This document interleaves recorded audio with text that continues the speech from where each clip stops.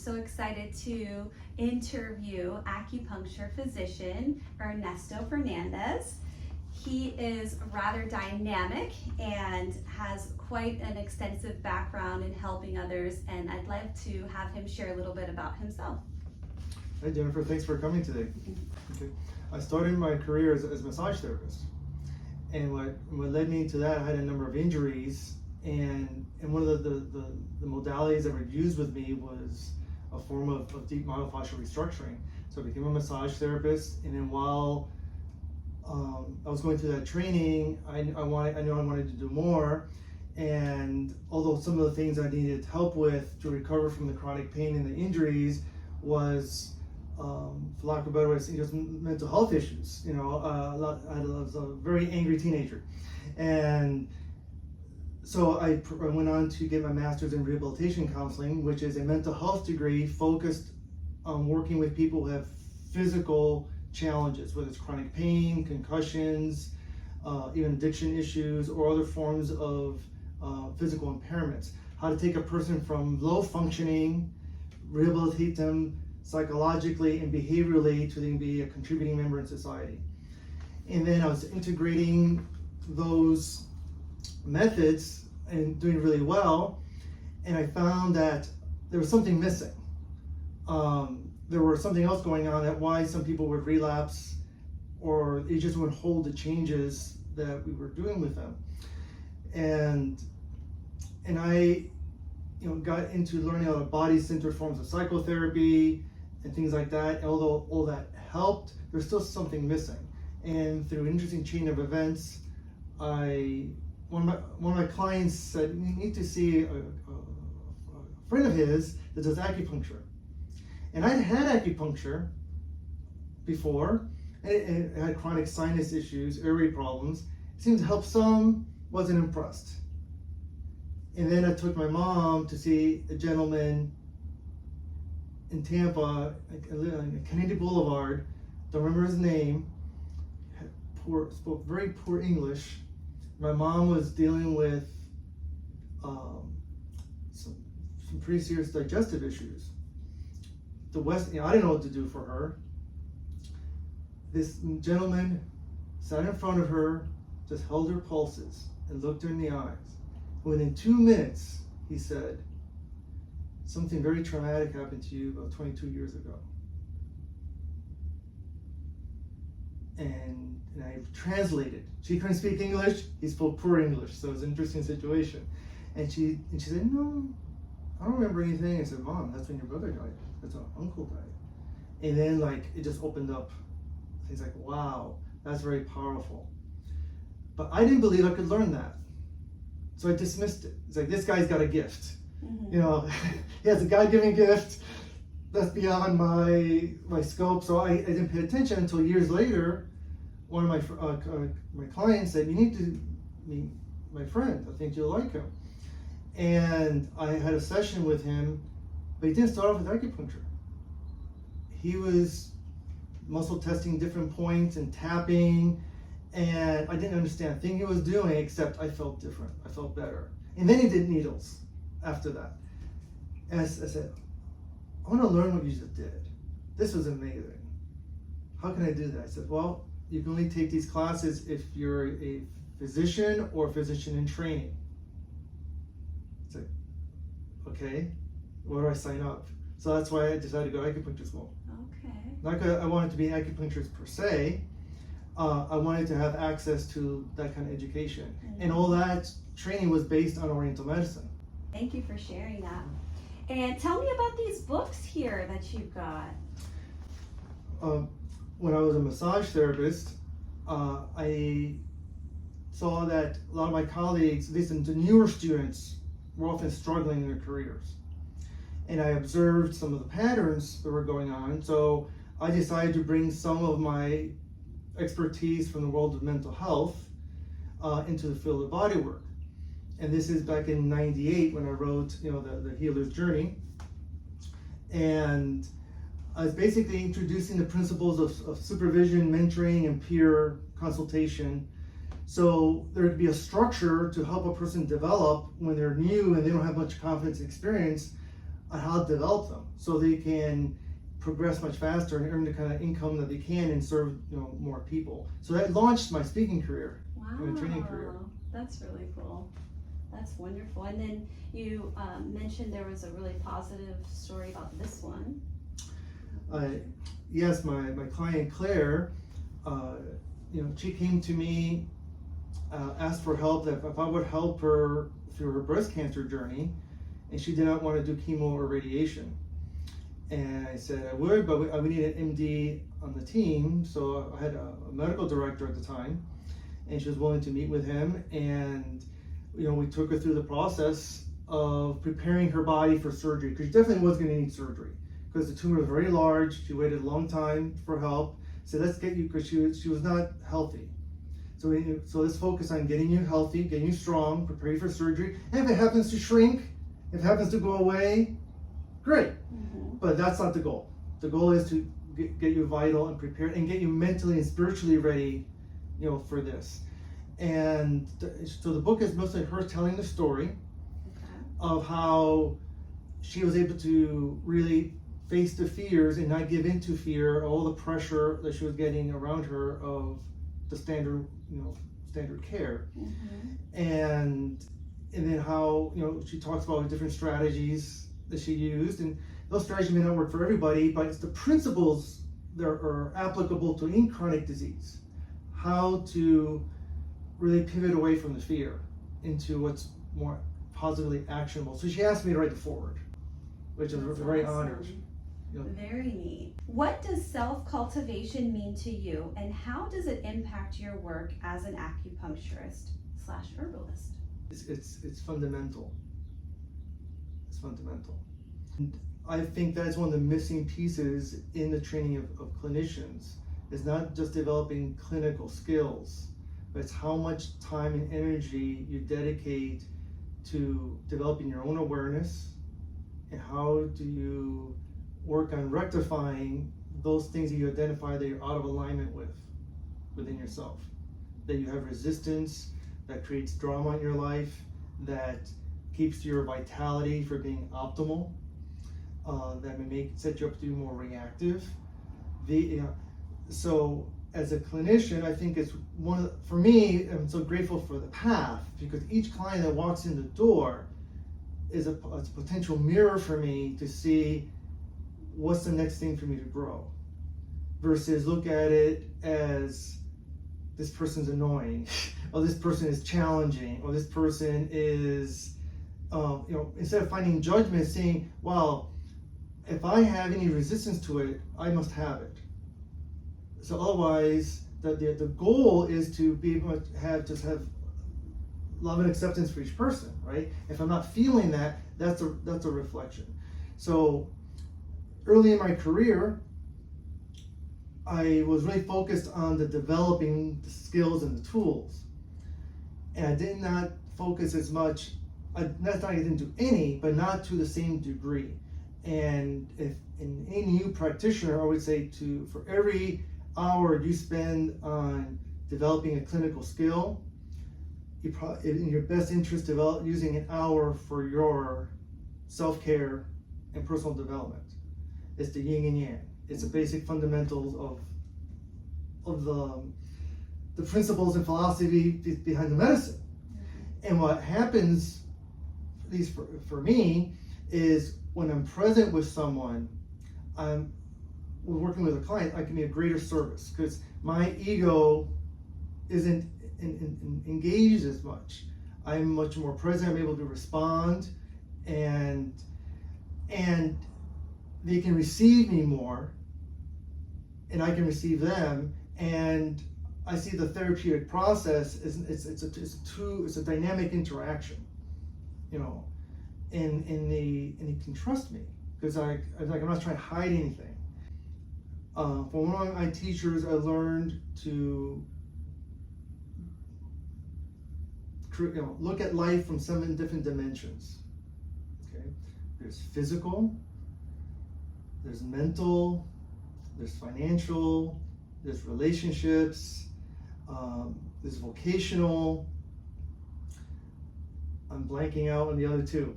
right now. But basically, in each of those domains of our life, we tend to, our value systems and priorities tend to cluster towards 2 or 3 of them. That's what we're into. Like, for example, the mental, I love to learn. So I spent a lot of energy there.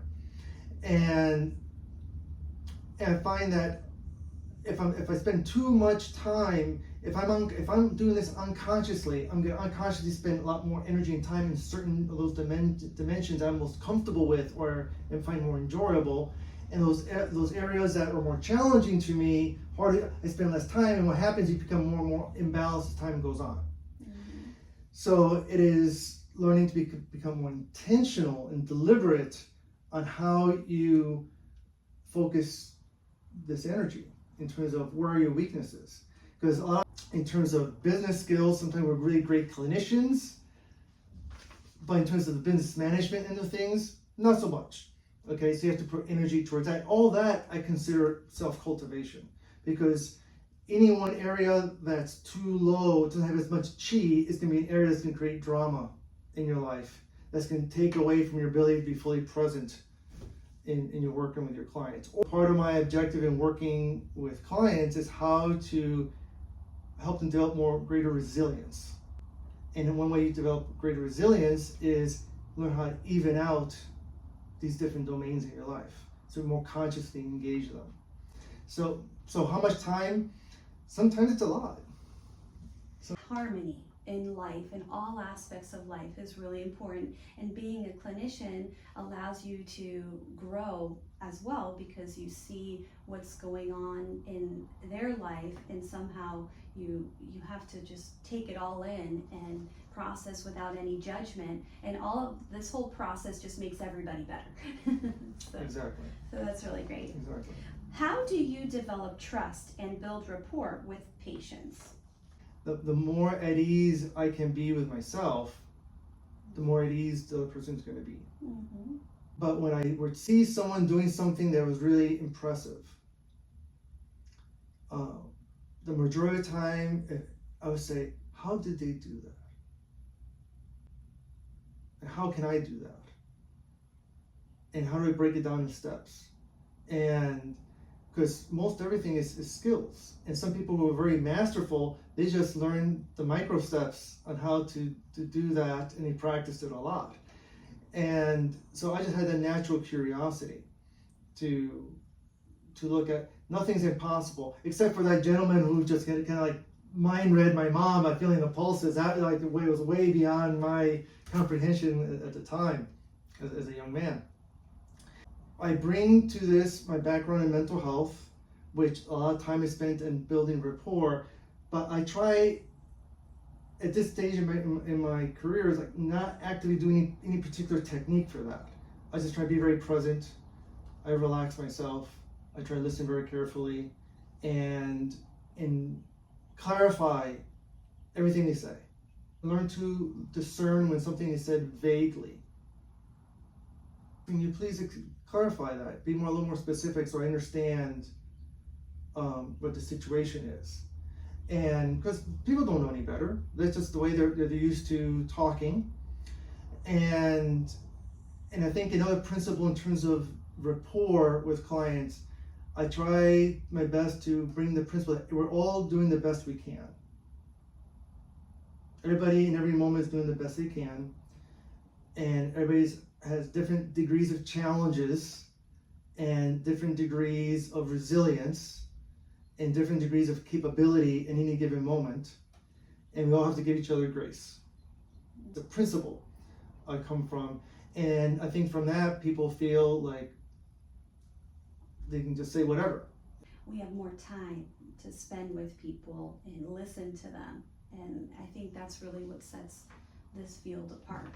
You know, it's not like you have to meet with someone and diagnose and do everything in like 5 minutes. Like, you have time, and I think patients really appreciate that time. So. Yeah, we have that opportunity, and you know, specifically in Oriental medicine. I know you're more functionally medicine trained, so you learn to do longer interviews. But when I first went to school, the interviews were taught to be very short. And I brought that to attention of administration. Like, this is kind of, a natural approach of Western medicine. Like, the person needs to collect more data on the person, spend more time before. Okay, let's quickly do a procedure. Let's create a diagnosis, pattern of differentiation, and treat them. And there's a place for that, to gather more data on the person. And it's not just information, like you feel them out. You kind of like absorb their, the vibe, and they feel your vibe, and then it's okay, this is what we do. And you get, your treatment is just more precise. There's been so many changes throughout the last decade in this field as well. I'm currently at Dragon Rise's College of Oriental Medicine, and they have really an extensive approach to the intake, which is really nice to see. All right, and then let's see, can you share your thoughts on working with patients who might either directly or indirectly challenge the boundaries of the practitioner-patient relationship? The clearer I am, the less that happens. And the clearer I communicate things in advance with people, whether policies are in writing, they're sent in advance, or in that conversation in the initial, like how we conduct things, the clearer I am in communicating that, the less of that happens. And also within myself.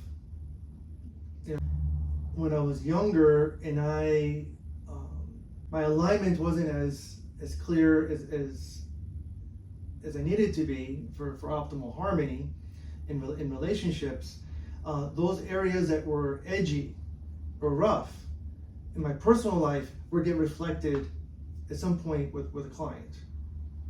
Okay, and as I learned to like neutralize that and integrate that within myself, that just doesn't come up. So sometimes, or when those things happen, it's to teach us something. It's like, what's a blind spot? It's like, what did we forget to communicate, or what is the vibe that we're having that they feel that they can say that, or they can do that, or they can get away with that. And as also as I mentioned earlier, everybody's doing the best they can. So the best thing is to not take any of that personally. They're just doing what they do. They maybe do that with everybody. It may have nothing to do with you as well, right? So it's like, how clear are you? Like, no, that's not how we do things here. And if that's how you need things to happen, I'm not the right practitioner for you. And be able to, walk away. In the professional relationship, it's like, because some people, let's say an example, have poor time boundaries. They're always late. Be late, right? They something is out of alignment in that part of their brain that manages time. Either one, you make concessions, and you allow that in your schedule, and that's just how they are, and you accommodate for that. Or if that doesn't work in your scheme for things, then you have the option of referring them out, or you let them know, well, whatever time we start, this is when the session ends, go to somebody else. So you have options. There are no hard and fast rules. And I've done all of those with people. All depends on, or some people, it's because they're just neurologically challenged. And it's in a way, it's an impairment. How are you gonna work with that? Since you work with people that have had concussions or traumatic brain injuries, major brain injury, how do you help set them up for success? Because you might be communicating with them in a way that they might not be able to grasp, or do you do print and also audio reminders, or how do you handle that? It's a great question. So I want to categorize someone who's had a TBI similar with someone who has mild cognitive impairment or early dementia, or even Parkinson's. Okay, I kind of put that it's all brain injury. It's just different labels for brain injury. Just how they got there is different. Okay, I rarely will work with them by themselves. There has to be a family member, guardian, or someone that's in the room, that's taking notes. because if their memory and their cognitive process is compromised, it's an unreasonable expectation for them to be able to grok everything that happened in that session. Even though when I'm talking with them, I'm periodically asking them to repeat what I said to see what stuck. So I'm evaluating as I'm communicating with them to see like what's really going on. And sometimes a person can repeat afterwards, but it doesn't mean it sticks later. Okay, so you have to sometimes ask again a few minutes later, and you see, ooh, it doesn't stick. You know, and that's not their fault.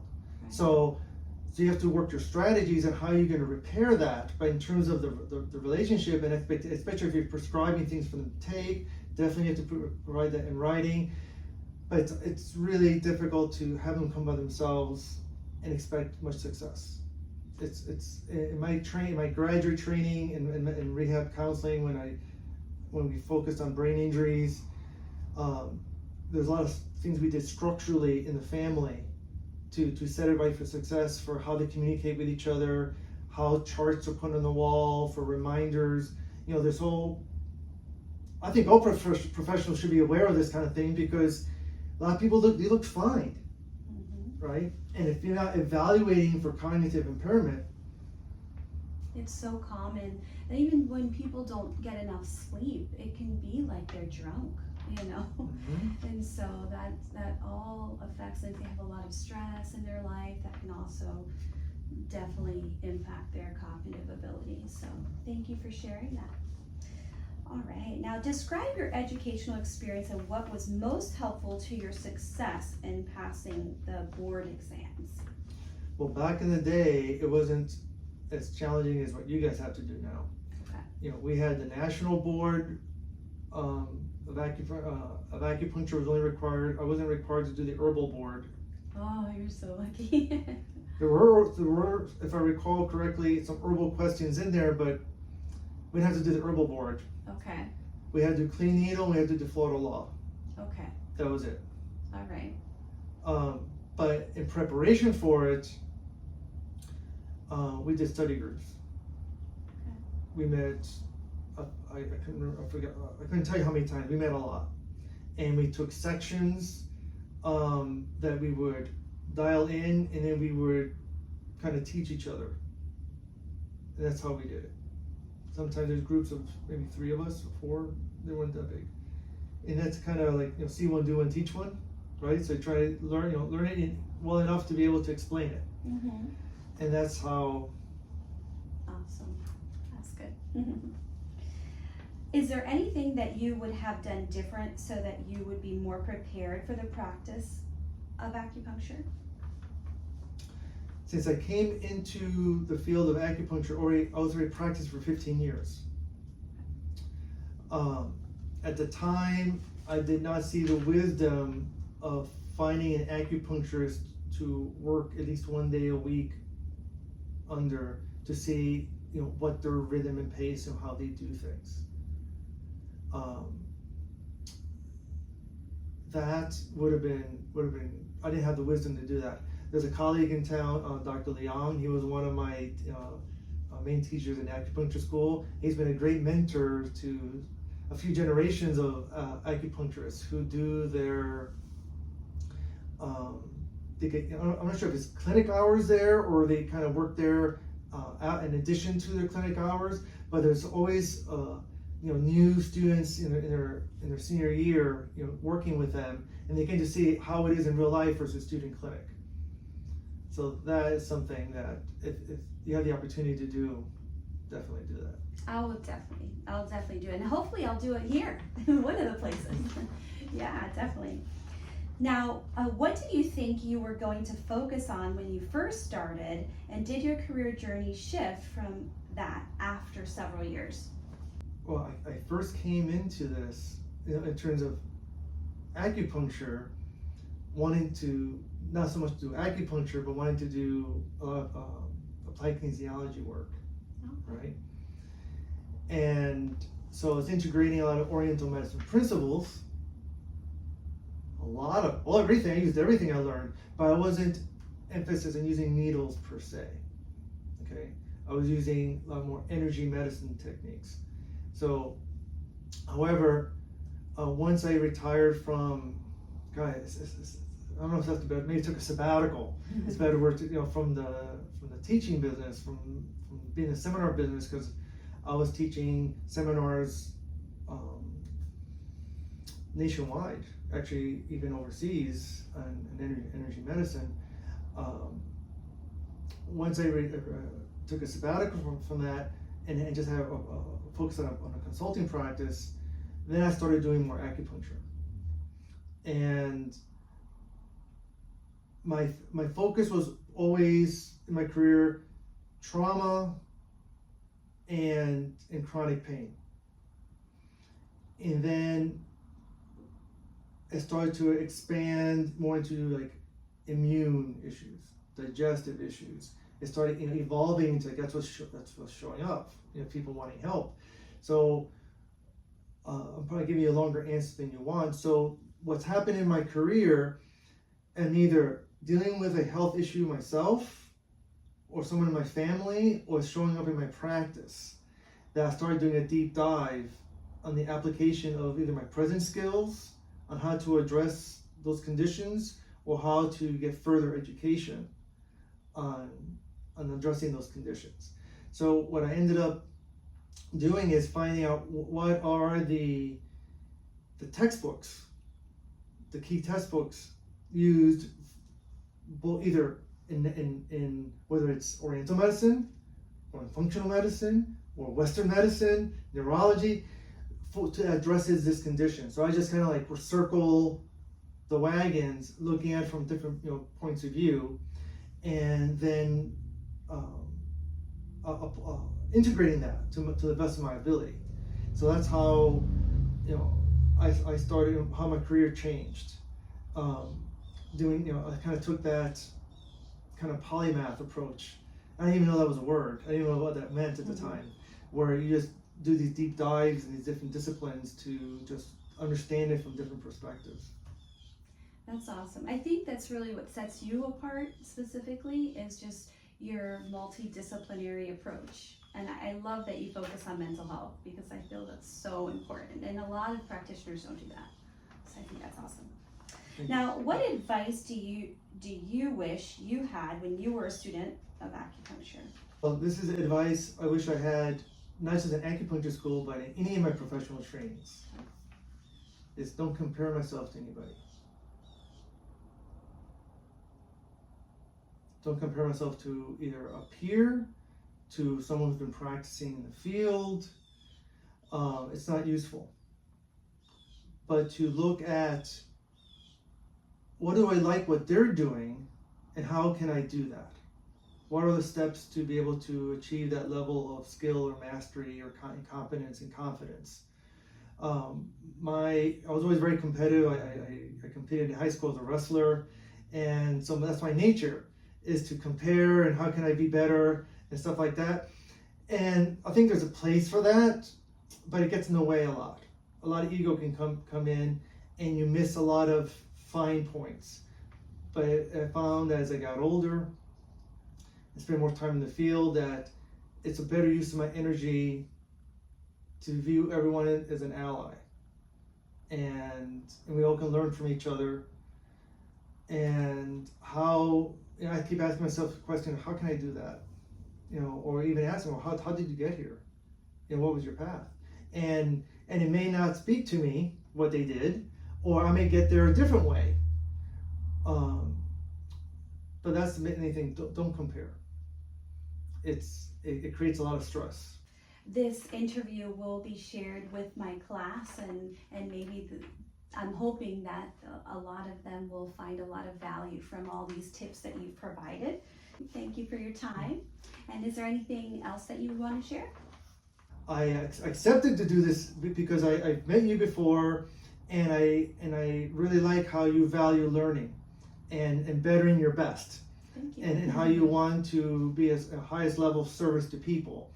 And I think that's another thing you asked me, like in that last question, is to keep my focus on service. How can I be of the greatest level of service to this person that's coming to me, that's putting their trust in me, and they worked hard for for the money that they're spending with me, and their time is valuable. How can you be efficient with that? And also the responsibility, understanding the responsibility that as a clinician, you're also a leader. It's not to impose your values on them, but to help them recognize, I guess we haven't talked much about values, and maybe we should spend a little bit of time talking about that. So most of the time we are unconsciously living out our values. We're just doing it. But we could never articulate it, or the things that we would articulate don't match what we're really doing. And in the world of mental health, there's all these different screening devices or tools to identifying, quote, your values. But a lot of times it's really a psychological based tool versus I'm biased towards a neurobehavioral based way to look at what are your true values. And that's what you're actually spending your time and energy doing. Track that. And so for me, I love the process of facilitating change with people. That's like my number one. That is really fun. We have that in common. I love that. Seeing before and afters. Exactly. Having that baseline and then seeing the drastic differences. There's a puzzle. The puzzle. Here's the objective. How are we going to go from here to there? Yeah. It's like it's not work for me. So my number 2 highest value and priority is learning. Okay. So, and my number 3rd is health. So these things just happen to dovetail. The 4th is has to do with business and wealth building. I didn't have that as number 4. At one time, that was like number 10. That was like furthest thing from my consciousness. And relationships is number 5. And at one time, that was further down the road as well. So, and it reflected in my life. And there's strategies for helping move values up and down the scale for ourselves. And it's important for us to be clear on what really turns us on and what inspires us. That is, because when you identify what that is, you're unstoppable and you will rise above the crowd. If you're spending your energy and time trying to do something that you really don't value that highly, you're not going to shine. People will see it. Do that. Some people do waste a lot of time with things that they don't like in a job that they don't like or something like that. I can't imagine that life, because I love what I do so much every day. But there are people out there that keep doing something that they really don't like, and they might not feel that they can make that change or not have the confidence to make that change. So yes, and there's 2 levels to that. First, as a clinician, if you want to be someone that everybody wants to refer people to, you need to learn how to align yourself with this. Okay, and there's ways to doing that. And the second is I find it's one of the primary sources of illness in people's lives, where they're not in alignment with their highest values. So that people come to me, come to us, and you've seen it. They have, if you really take the time to see how they're spending their time, and then you find out what really lights them up and how much time they're really doing that. There's a disconnect there, and that's what's draining their chi. So as clinicians, at some point we have to learn how to figure that out for ourselves, and then how to discern that with our clients, and learn how to have meaningful conversations, sometimes challenging conversations with people about these things, because it's not just what happens in the room as a treatment, it's what happens in between appointments, which is more powerful than what happens in between in our actual treatment room. And another thing that you asked, I forgot to mention earlier, which I wish I understood earlier in my career, was to really work with people on a more behavioral change in between appointments and empower them in a way to almost become their own doctor. There's certain things, I'm not going to teach them to do needles on themselves, but there are ways how they live their life in a way that supports health and vitality versus at breaking them down. Because if you do great work clinically, but they're engaged in a behavioral pattern that is creating a reverse Shen or a reverse code situation, for those in Chinese medicine know what that means, right? It's a destruction cycle, then you're not going to get very far. You're doing Groundhog Day every session. And that happens, not just in Oriental medicine, it happens across all disciplines. And that practitioners don't feel empowered enough or skilled enough to have those kind of conversations with people, because the client doesn't know. They're in their own, they're operating on their own pre-programming, their own family pre-programming, the cultural programming, the government programming, religious programming. They're just doing the best they can. And they're coming to you, and you can introduce a perspective. Not everyone is open and ready, Right. but if you want to be as integrous for yourself in your feeling them out, you'll know the time and place when to have those conversations, and not just point it out to them, but be able to show a path. I love working on lifestyle changes as well. Lifestyle, just different ideas for them to support them in between. If they want to lose weight, they have to make time to move, and they might not want to go to the gym all the time, but I encourage them to park further, to take the stairs versus the elevator. So there's so many things I think that we can do as this particular industry. And I don't know if you learned this in your first year of acupuncture school, and I don't have this list memorized, and I wish I did, but in the first semester, they broke Oriental medicine down in, I think, 8 different categories. And by the time you're doing acupuncture, it's like the 8th step. It's like you have to do all these other things first with the person: what to eat, how, their sleep, their diet, their movement, all these things first, whether having practiced qigong, all these before you actually doing interventions. So that's part of our tradition. Yet it's not always practiced that way. I was fortunate. While in acupuncture school, I learned qigong, and I graduated in 2000. So this is 98 when I started learning. Wow. And I've studied different styles, and I learned medical qigong, and I use in my practice. For the clients who are open to it, I'll teach them different postures, to strengthen, whether it's a liver or kidney, or just for overall tonification to manage their qi. And because even though you're inserting a needle, you're using some of your qi, and if you don't have a practice or process to regenerate yourself. I'm so happy that you shared that you actually learn that and use that and incorporate that, because I'm in my 3rd semester of learning the qigong and the tai chi, and I just wanted to make sure that it is actually part of what you do, and it's nice to hear that you use it, because I'm learning it. It's really challenging. It's more challenging than I anticipated, and it's amazing all at the same time. So I'm really enjoying the exercise, learning how the exercises affect the organs, and learning how the emotions affect the organs, and it's just amazing. It's blowing my mind in a very positive way. And the more you learn channel theory, as you learn qigong and practice of qigong, and you start to feel it through your channel, it's like, wow. Yeah. It's no longer just an intellectual understanding. You feel the qi move, and you feel where you're running into an obstruction in your body.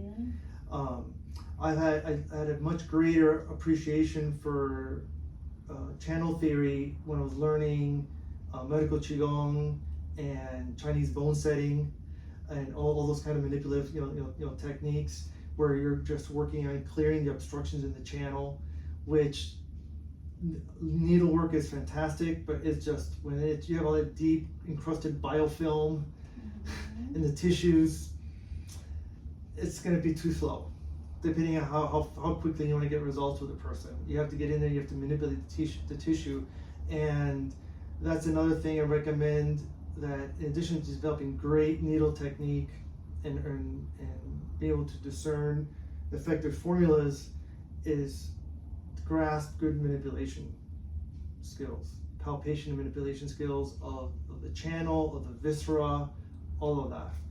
That's actually what I'm doing today. I'm so excited. Excellent. Very neat. Well, we can circle back to that question with, how you handle the trauma, the brain injury, pain, how you work with people that are having those types of challenges. Okay. So let me put this in a more global perspective. My job is to discern, because there's all these dimensions of things that are going on with a person. There's what's going on emotionally, what's going on psychologically, what's going on relationally, what's going on financially, what's going on structurally. And when I'm evaluating them, biochemical, this goes on, right? Like how many of these are engaged, how many of these are challenged, and to what degree?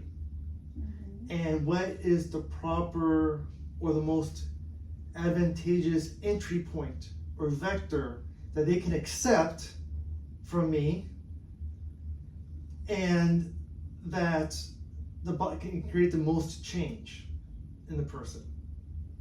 So it goes like the domino effect. I'm always thinking, what is like Jenga? Ever played Jenga? Like, which the thing that just collapse the pattern, right? So that's why my brain is always like, what's the fastest way to collapse this pattern for this person who was held for so long?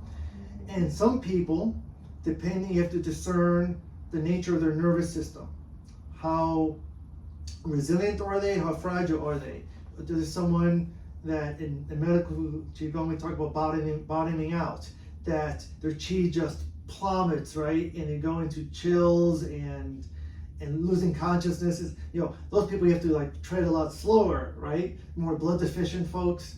And then those folks who like built like tanks and they can handle, but sometimes they're so numbed out that they can't give you enough feedback when you're going too much, right? So you have to gauge with these folks in terms of where you're going to start and how strongly are you going to do the procedure.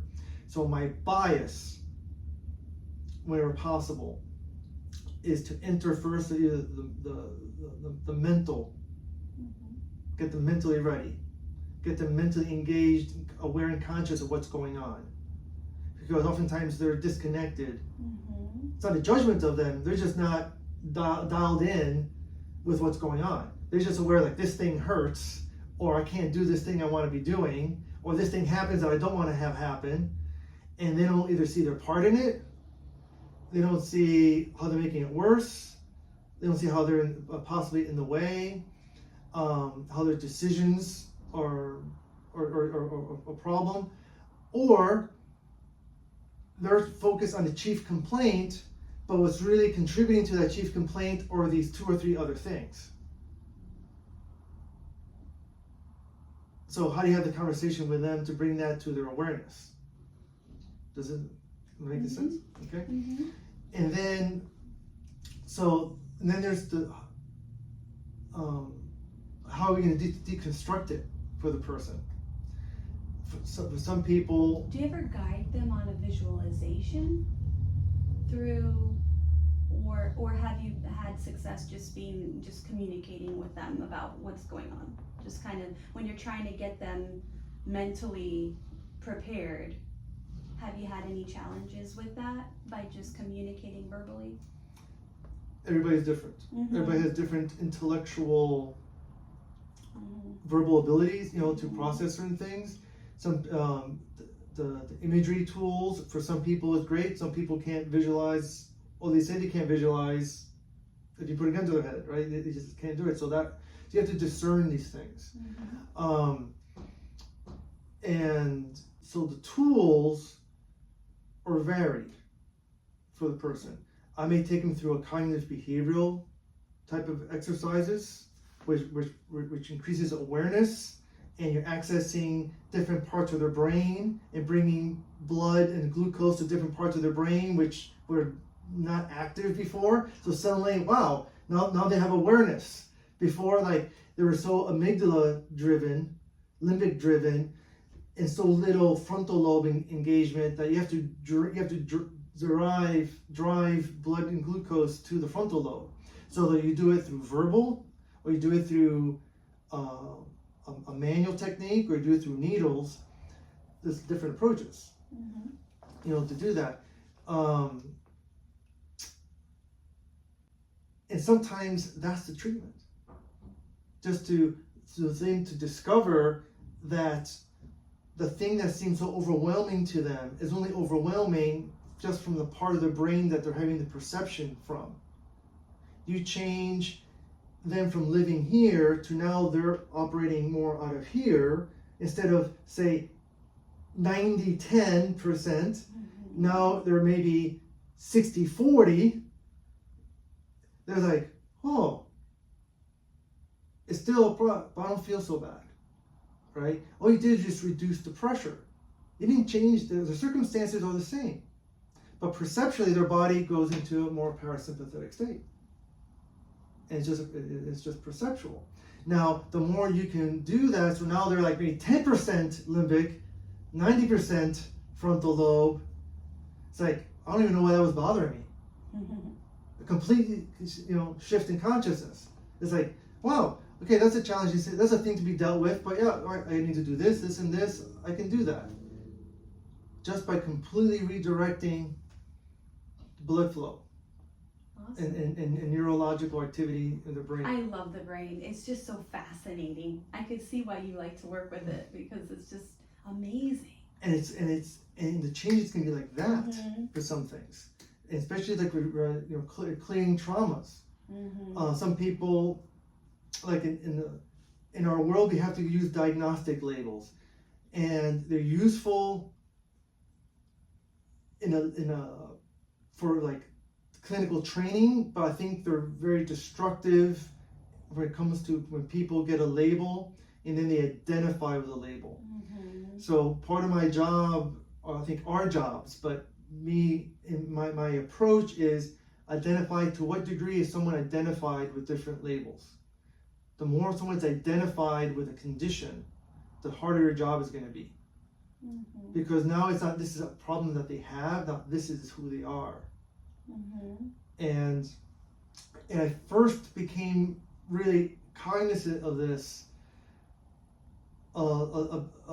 deep into my career. I was in my early 40s or mid 40s. I was having a conversation with my sweetheart at the time, and she had a son, 8 years old, who was asthmatic since he was a little boy, like an infant. Frequent, inhaler, breathing treatments, all that kind of thing. And I'm having the conversation with her, and he happens to be in the room and said, oh, we can turn this asthma around. It doesn't have to, be needing this forever. This is very treatable. This is very changeable. And I'm just having this simple conversation, and he started getting really upset. And then, we started talking with him, and his perception was that we're judging him, that the way he is not okay. And it's like, wow, that was not the intention, but he identified, because that's all he knew. That's all he knew. And sometimes a person has had a challenging situation for so long that they forget what it was like before they had that condition. And that becomes their identity. So in his case, in less than 2 years, he no longer needed any asthma medication. That's awesome. And so with our clients, we have to identify, it's like, are they dealing with that? And then we have to find a way of breaking that. Otherwise, you're only going to be doing symptom relief. Because you can't, well, I don't say you can't, but it's very challenging to, no matter how good of a clinician you are, from your techniques to override their consciousness. Because the blueprint now they have in their mindset, what we think emits a field, and our cells, our DNA, everything lines up with our belief systems. And if we don't work at changing belief systems and perspectives that are not really serving them, that misalignment is always, we can't work against that. Sometimes we can do things that can really shake that up some, and we gain, and we like things like miracles happen, right? Like we don't know how that happened, right? Like we'll take it, right? But a lot of times, they have to systematically go through a process of dissolve that false identity. People come to us because they're looking for help, and they may oftentimes already been to a lot of other practitioners and have what's called treatment failures. And that's kind of disheartening when that happens, because sometimes they spend tens of thousands of dollars and they're told you just have to live with it. And that's true from the perspective of the clinician who saw them, who didn't know what other options are available. So that's why what inspires me to kind of to bring my best, because oftentimes they're coming and so I'm the last resort in their mind, and communicating with the new generation of clinicians is, they're going to run into this with folks, and always strive to try and better your best. Don't compete with anybody else. Like, what's the best thing you can do? And sometimes in a given day, your best today may not be like your best yesterday, and that's okay. As long as you do your best, don't judge yourself. You just learned, okay, what kept me from being my optimal today? Well, I didn't get as much sleep. I skipped a meal. I ate stuff that wasn't my best. Always use it as feedback, not as a way to judge yourself or put yourself down, but it's like, how can I grow from this? Because the more you face this down for yourself, it's what your clients are dealing with, where they're having to change their diet, they're having to level up their lifestyle, and the more you walk that with yourself, you'll know how to communicate with them in a way that you can best walk them through it. Because sometimes, clients tell me, oh, their primary doctor told them they have to lose weight, but they don't really give them a path. They really don't, break it down for them, because they're just doing what they know to do, right? They're just coping. They're using food as a way to coping, or eating the way the culture tells them to eat, and just telling someone to do something isn't sufficient. You have to give them a path, you give them instruction, give them tools, or refer. Mm-hmm. So I'm a great referral network of practitioners. There's sometimes skills that I know how to do, but if someone else who can do it less expensively than I can, go see them. And let me work with the stuff that I have a higher skills set that that can be most best useful for them. So develop that Rolodex. Develop that Rolodex, because if your practice is such going to be like, you don't want to get into the nitty gritty with people, it's not your way, you just want to do what you're inspired to do, have the folks to refer out to for that. If you're looking for whole life, whole body transformation, regeneration for people, that's kind of my always objective. I thought about what I wanted to ask you. What's been the most surprising, I would say, of healing? It's been a lot of them. And pick one. and I've learned to not take credit for any of it. Mm-hmm. As a clinician, early in my career, I get all puffed up, right? Oh man, I did this thing and all these cool things happened, but no, I can't take credit. All we can take credit for is taking the best action in the moment for what we're knowing to do for the circumstances.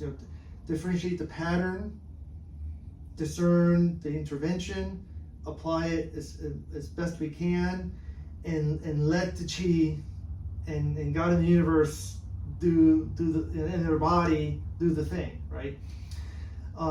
It relieves less pressure off of you. So to go over a couple of these, I've had countless situations where people come to me with excruciating back pain, whether it's major disc involvement, they're saying the only solution for you is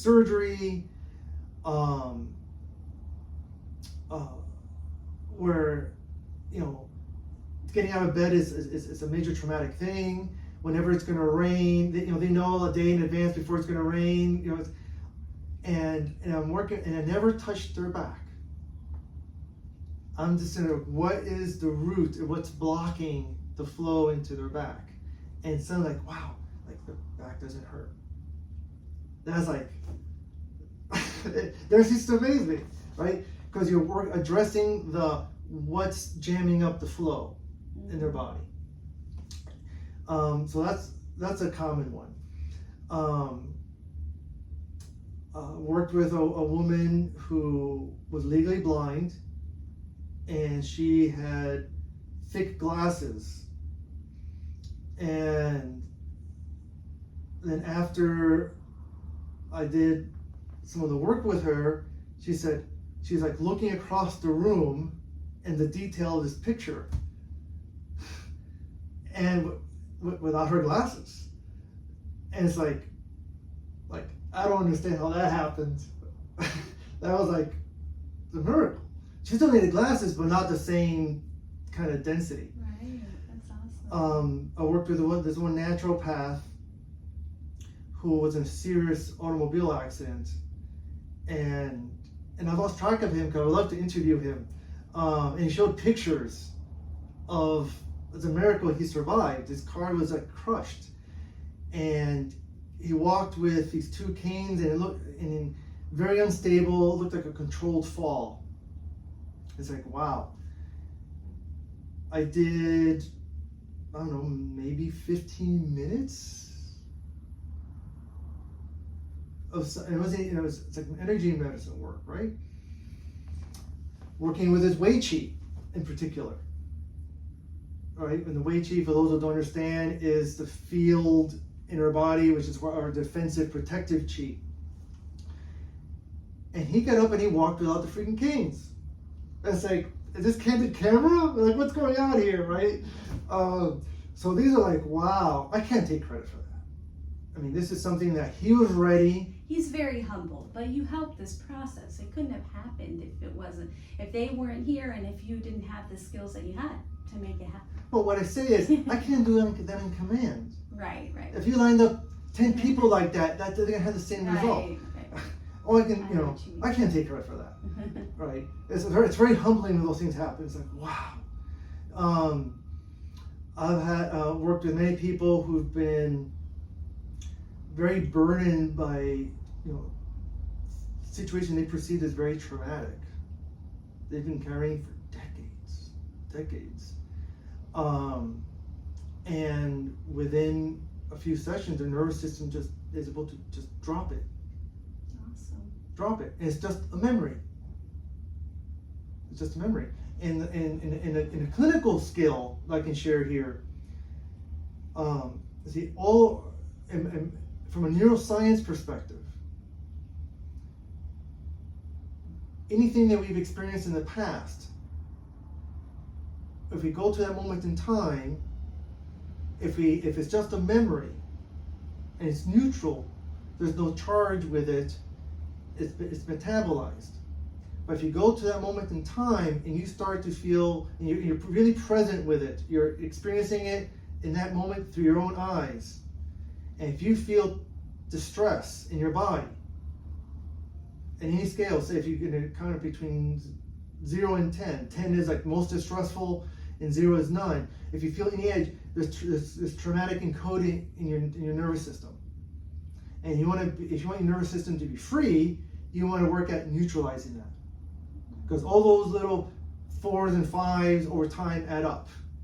And think of it as a computer that has a limited amount of RAM space, and each one of those is a little file that's running a program that's using RAM space in your computer that's going to slow down the processing speed for your overall optimal function of that laptop, right? Mm-hmm. Our bodies are bioelectrical, and it requires chi to run those little things. Even though you're not thinking about it, it's running in the program.